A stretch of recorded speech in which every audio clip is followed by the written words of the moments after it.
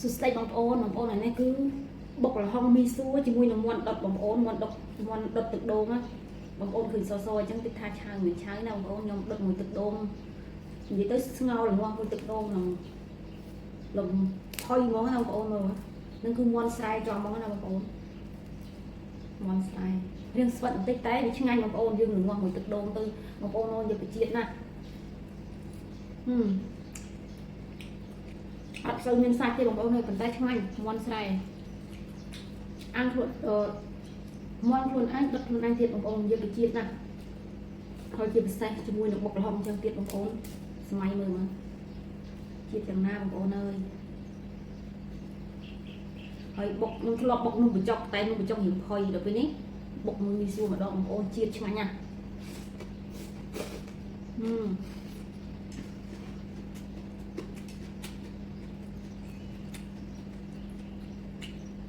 đàn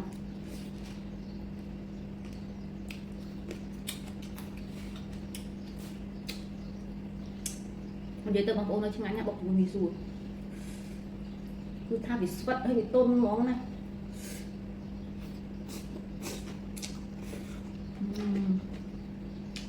khi mình nạp ngon chứ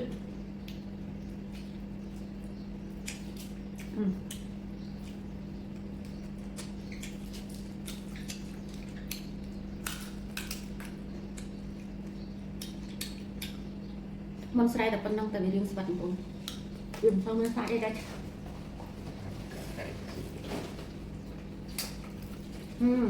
ngon nha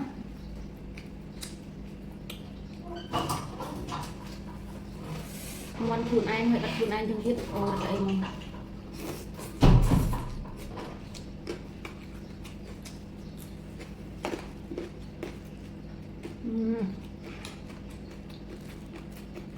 mình tương phải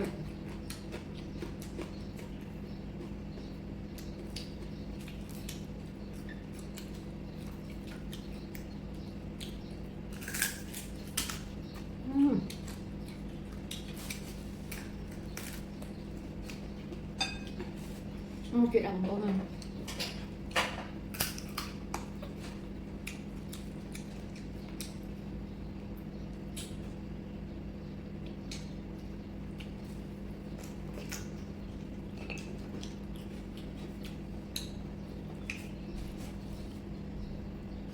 trộn một tay mà đẹp thịt máu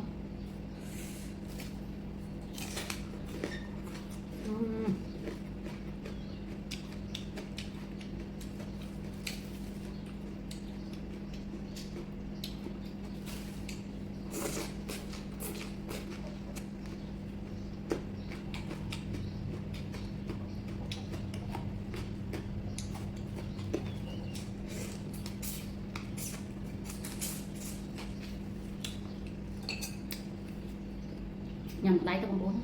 chặt chỉ cơ một bà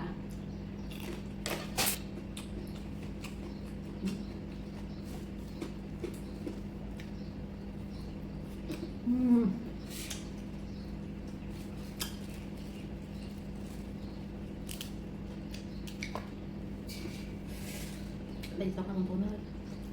bán nhà bụng không được sang